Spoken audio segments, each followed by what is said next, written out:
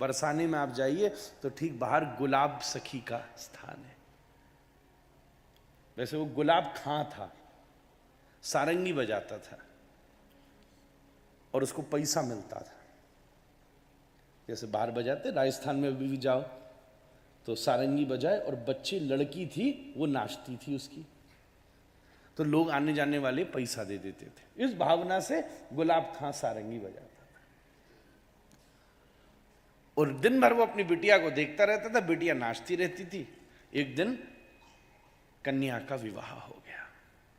अब आनंद की बात ये कि उसने अपनी कन्या का नाम भी राधा रख रखा था।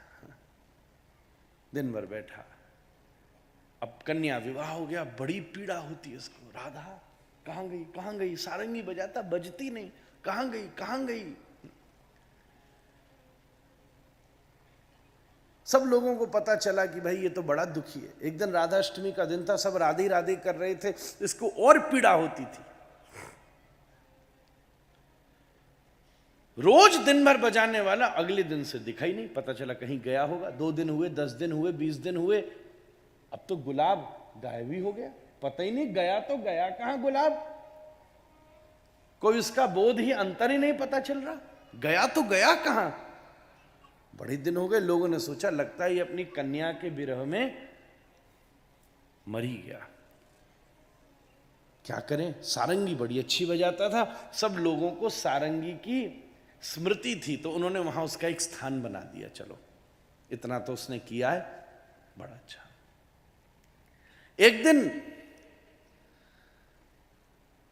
गोसाई जी के मन में भावना बनी, ठाकुर जी प्रियालाल का, लाडली लाल का शयन हो गया, मन में भावना बनी। जा रहे थे पर मन में भावना आई कि मंदिर बंद होने के बाद, बंद तो जनता के लिए होता है, प्रियालाल तो उसके बाद नृत्य करते हैं, आनंद करते हैं, और भूमि बड़ी गंदी मटमैली हो रही है, जरा मैं यहां साफ कर दूं फिर जाऊं।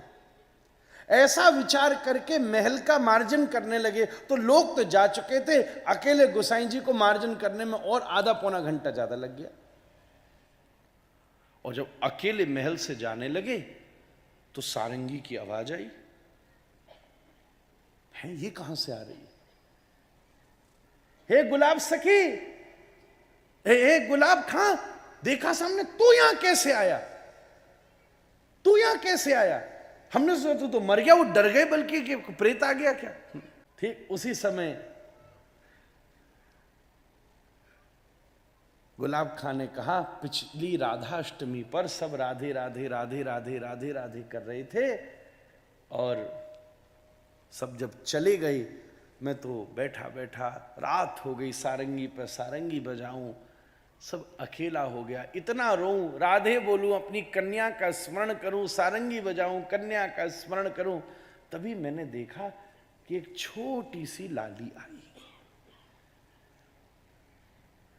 और बोली, एक गुलाब चल मैं तुझे तेरी कन्या से मिलाऊं। मुझे लगा नीचे ले जाएगी, ये तो महल की तरफ ले जाने लगी।